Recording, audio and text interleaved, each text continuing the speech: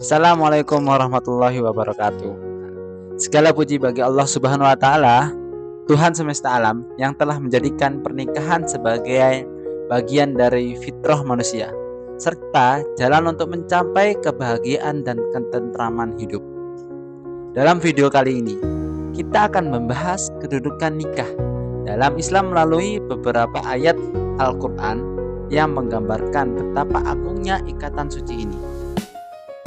Yang pertama, di dalam Al-Quran disebut Al-Quran sebagai Al-Mistaq Al-Ghalidha, yaitu perjanjian yang kokoh.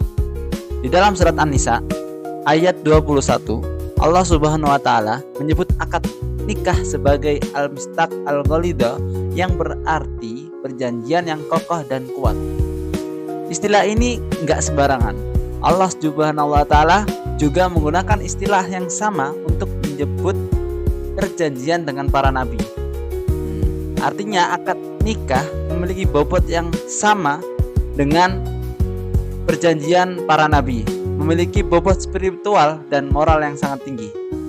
Pernikahan bukan sekedar kesepakatan antara dua pihak, antara laki-laki dan perempuan, atau antara pihak laki-laki dan pihak perempuan untuk hidup bersama, tetapi komitmen di hadapan Allah Subhanahu wa taala yang menuntut tanggung jawab, kesetiaan dan kejujuran.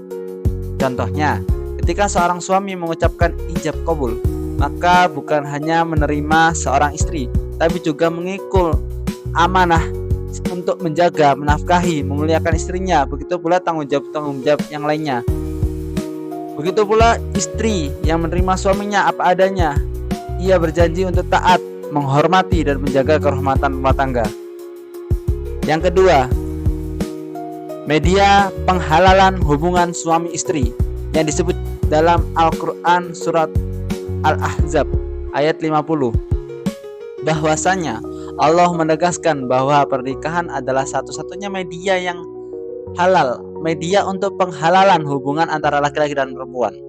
Islam sangat menjaga kehormatan manusia karena hubungan tanpa pernikahan dapat membawa dampak buruk bagi manusia, dampak buruk bagi moral, keluarga, dan masyarakat.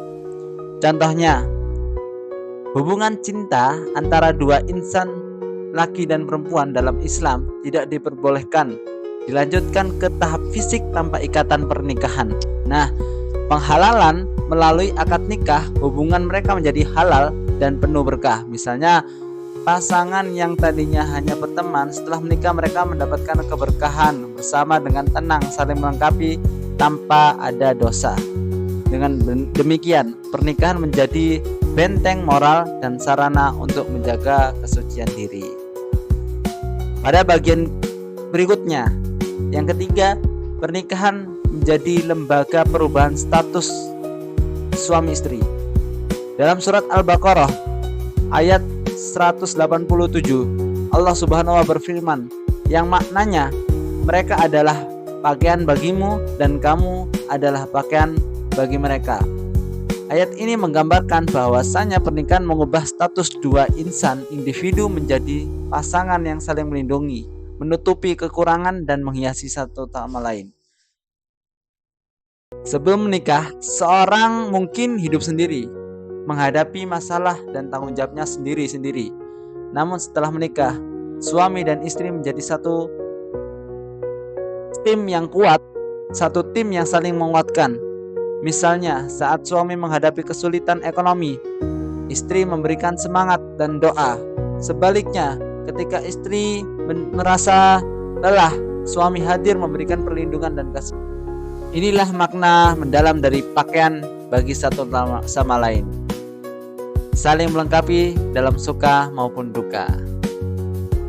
Pengalihan tanggung jawab.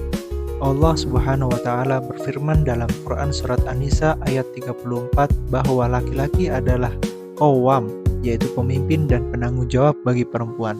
Ini menunjukkan bahwa melalui pernikahan, tanggung jawab seseorang ayah terhadap putrinya berpindah kepada suaminya.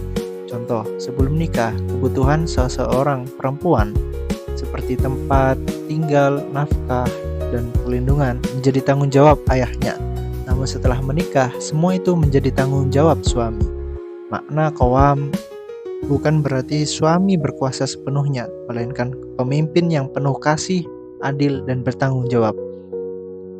Suami harus mengayomi, bukan menindas. Istri pun mendukung suaminya dalam menjalankan amanah tersebut. Selanjutnya, sarana menjawantahkan keadilan. Dalam Quran Surat An-Nisa ayat 3 dan 129, Allah menekankan bahwa keadilan adalah pondasi utama untuk rumah tangga, terutama jika seorang laki-laki memiliki lebih dari satu istri. Namun secara umum, prinsip keadilan ini berlaku bagi setiap pasangan suami istri, baik dalam hal hak, perhatian, maupun kasih sayang. Dalam kehidupan rumah tangga, suami tidak boleh berat sebelah. Ia harus adil dalam membagi waktu, nafkah, dan perhatian. Begitu pula istri harus adil dalam bersikap dan tidak membeda-bedakan perlakuan antara anggota keluarganya. Keadilan inilah yang membuat keluarga menjadi tempat tumbuhnya kasih sayang dan kedamaian. Dari seluruh pembahasan ini, kita dapat memahami bahwa pernikahan dalam Islam adalah lembaga suci yang memiliki kedudukan sangat tinggi. Ia bukan hanya sekedar perjanjian antara dua manusia, tetapi juga ibadah dan bentuk tanggung jawab di hadapan Allah Subhanahu wa Ta'ala. Melalui pernikahan, manusia diajarkan untuk setia pada janji, menjaga kesucian diri, membangun kebersamaan, memikul tanggung jawab, dan menekankan keadilan. Semoga kita semua dapat menjadikan pernikahan sebagai jalan menuju keluarga sakinah, mawaddah, warahmah yang diridhoi oleh Allah Subhanahu wa Ta'ala. Sekian, wassalamualaikum warahmatullahi wabarakatuh.